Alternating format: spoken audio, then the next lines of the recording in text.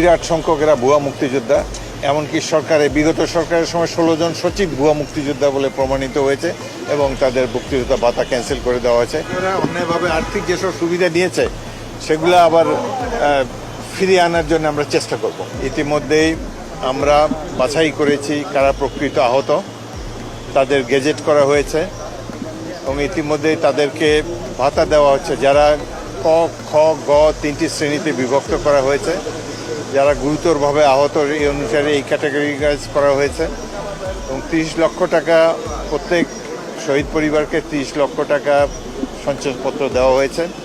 আর যারা জীবিত আছে তাদের মধ্যে ক, খ, গ 3টা শ্রেণীতে মাসিক ভাতা দেওয়া হচ্ছে। ক শ্রেণী পায় 20,000 টাকা, খ শ্রেণী 15,000 টাকা, গ শ্রেণী পায় 10,000 টাকা। এইভাবে জুলাইতে যারা এই সংগ্রামে আহত শহীদ হয়েছে তাদের পরিবারকে লুক আফটার করার জন্যে একটা অধিদপ্তর করা হয়েছে মুক্তিযোদ্ধা মন্ত্রণালয়ের অধীনে, যেটা হলো জুলাই গণ অভ্যুত্থান পরিদপ্তর। এর মাধ্যমে আমরা সিস্টেমেটিক্যালি জুলাইতে যারা ক্ষতিগ্রস্ত হয়েছে তাদেরকে কল্যাণ এবং পুনর্বাসনের জন্য কয়েকটা স্কিম আমরা নিয়েছি। আমাদের সরকার জুলাইতে যারা আহত শহীদ এই পরিবারগুলোর কল্যাণের জন্যে আমরা খুবই কনসার্ন এবং এ ব্যাপারে আমরা প্রয়োজনীয় ব্যবস্থা গ্রহণ করব। কী ধরনের প্রজেক্ট দিলে আমরা বিআরডিবি বা অন্যান্য সংস্থার মাধ্যমে যাতে তারা মোটামুটি সচ্ছলভাবে স্বচ্ছন্দের সাথে সরকার সংসদ পরিচালনা করতে পারে সেজন্য তিনি সাজেশন দিয়েছেন।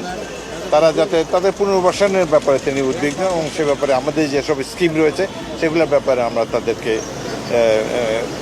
প্রধানমন্ত্রীকে ব্রিফ করেছি। মুক্তিযুদ্ধের সময় মুক্তিযোদ্ধার সংখ্যা ছিল 1 লাখ, পরবর্তীতে এখন হয়ে গেছে 2.5 লাখ।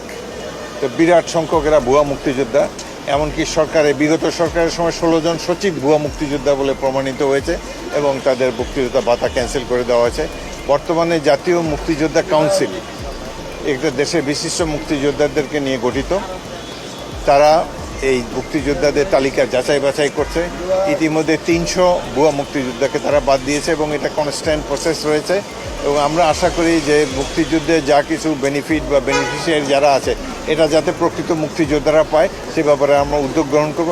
ভুয়া মুক্তিযোদ্ধাদের নাম ধীরে ধীরে পর্যায়ক্রমে আমরা বাদ দিয়ে দেবো। এরা অন্যায়ভাবে আর্থিক যেসব সুবিধা নিয়েছে সেগুলো আবার ফিরিয়ে আনার জন্য আমরা চেষ্টা করব।